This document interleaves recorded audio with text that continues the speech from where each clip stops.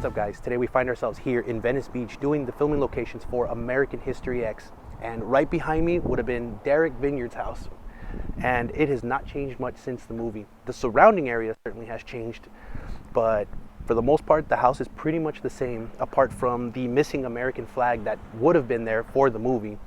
And there's a lot of overgrown shrubbery all around here that was not present in the movie. In the movie, the neighborhood looks like just a basic neighborhood, but in reality it's a beach neighborhood, so there's palm trees and green everywhere, and it is absolutely beautiful. Like, this is not what you picture when you're watching that movie. Well, as you can clearly see, the neighborhood is a beach neighborhood, and like I said, it doesn't look anything like it does in the movie. Like, it was presented to us as if though it was just a regular old neighborhood, but in reality it was a beach neighborhood. And the house is here, and the atmosphere is just absolutely beautiful.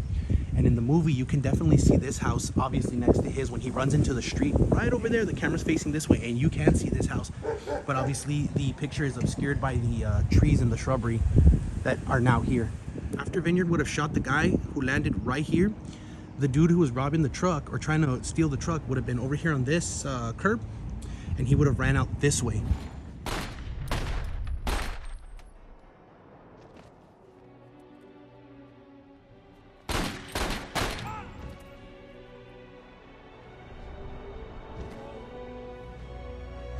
And this is where he would have been shot. And in the movie you can definitely see this palm tree still there, obviously, and the guy would have ended up right here. And that's when Vinyard would have ran into the street like this, chasing the car.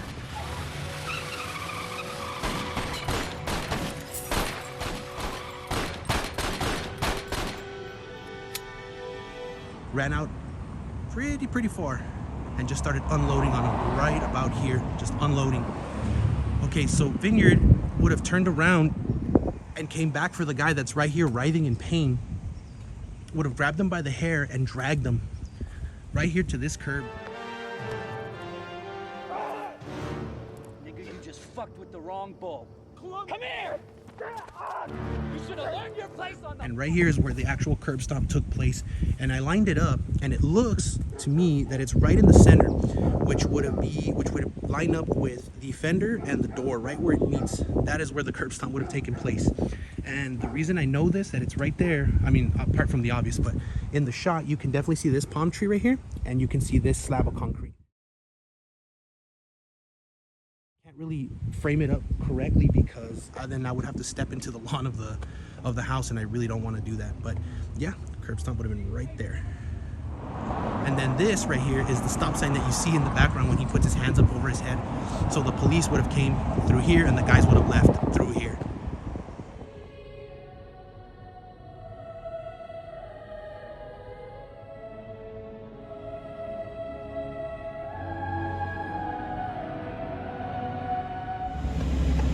What's up, guys? Here we are at the next location for American History X. The thing is that I will not be able to actually get into the school, as right now currently school is going on, obviously, and I just really don't feel like getting off and recording the front of the school. I just want to just get it. I'll just get it from the car. I'm sitting in the car, I'll just get a real quick shot. So we're gonna have to be happy with what we can get. I don't really want to be told off or anything like that, so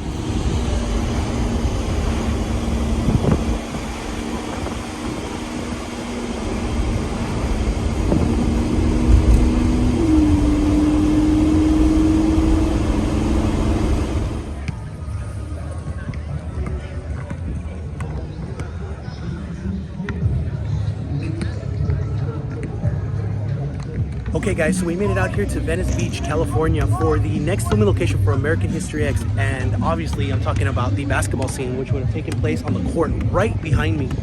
Now, this is so cool to be here. I know I've been here plenty of times, but I've never really put two and two together.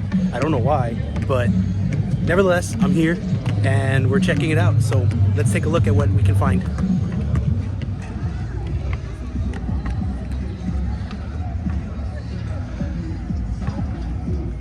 Okay, so in the movie, the bleachers would have been posted up against this curb right here. There would have been two of them, one here, one there. In the background of Derek's head, as he's looking at Seth's play, you can clearly see the shape of that building. Although the exterior has changed, the shape of it is still the same. You can definitely make out that building and the one right next to it.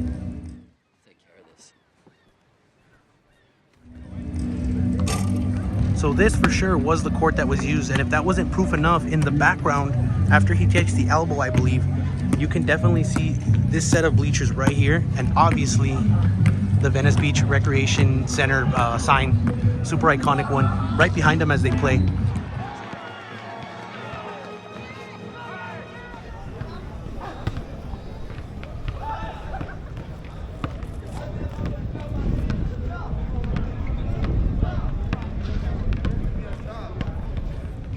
Okay, so hands down, this has got to be the easiest filming location I have ever found.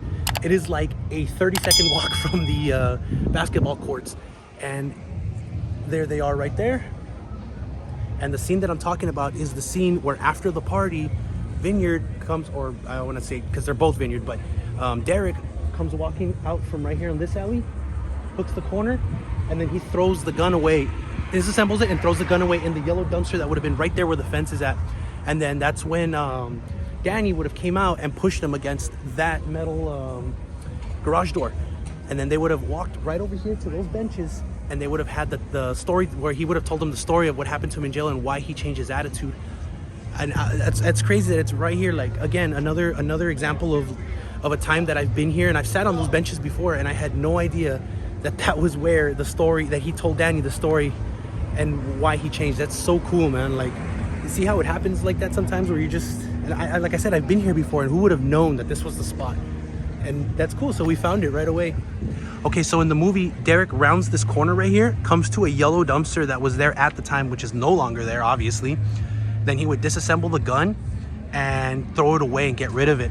And you can definitely make out this building in the scene. Like, it looks exactly the way I framed it here, pretty much, roughly.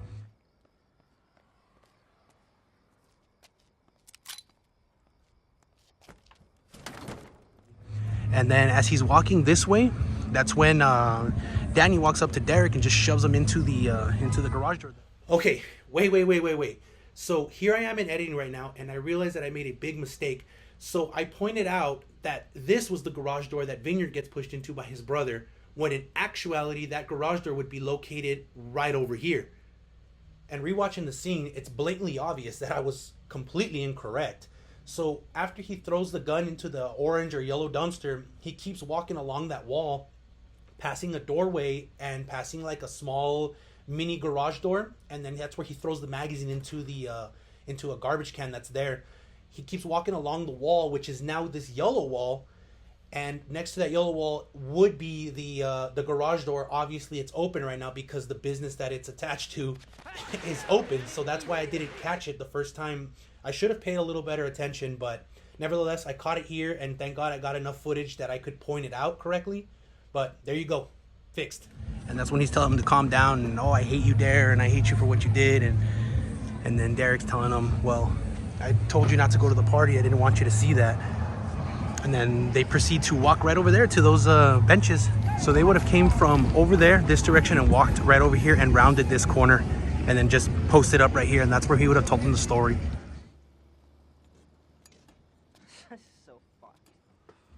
And like I said, at the time, there was a guardrail running across the top of this, but it's not there anymore. But right here, all these times that I've sat there, I had no idea that's where he tells him the story of what happened to him. That is so cool. All the times that I've sat here and I didn't know. Again, another one of those moments that you just don't know until you do the research, you know? How awesome. Sorry, all right? I'm sorry. You weren't supposed to see that tonight. I told you not to come. Fuck you, man. Okay guys, so during editing, I noticed that for this particular filming location, I didn't mention the fun facts, all of them that I wanted to mention for this particular location. In my other videos that I did at this location, I mentioned what it was featured, what other movies this location was featured in. But for some reason, while I was doing American History X, I only mentioned, I think, like one. But I wanted to let you guys know that this particular film location is home to like 4 other movies that I absolutely adore, and I wanted to share that with you at the end of the video for you guys sticking around the entire thing. So I want to share something with you so cool. So get this. So not only is that the Johnny's restaurant is not only the home to the American History X where they're going and getting breakfast, but It's also home to where Mr. Orange meets up with the undercover cop to teach him how to how to go undercover, or to go over the story. That's the exact same spot where they meet.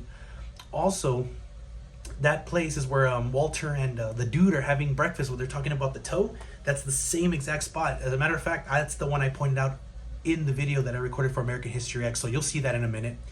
Also, the spot in front of Johnny's, the street, I believe it's Fairfax. That one is where Nicolas Cage and Angelina Jolie steal, I think the name is Christine of the car. They steal, it's a really quick shot. They steal the car, they take off with it. So that's all home to that same, to all those scenes. It's home to that. So I just thought that was really cool. And another fun fact, right behind me, that red building that you see, I don't know why I'm pointing because I'm not in the location, but right behind me in the video is the Peterson Automotive Museum. And actually that intersection that's right behind me, that's where Biggie Smalls was shot and killed. So like, how wild that all that happened right there in that particular intersection. How nuts is that? I just wanted to share that with you guys, and I'll insert, you know, the scenes from the movies just so I can show you guys.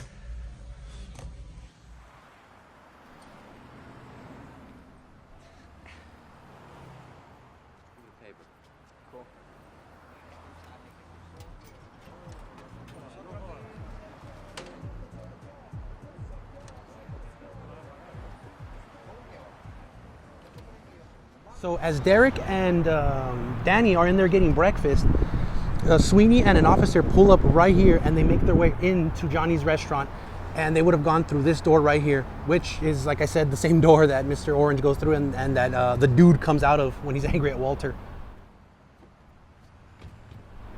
And then we pick up the scene when they're inside.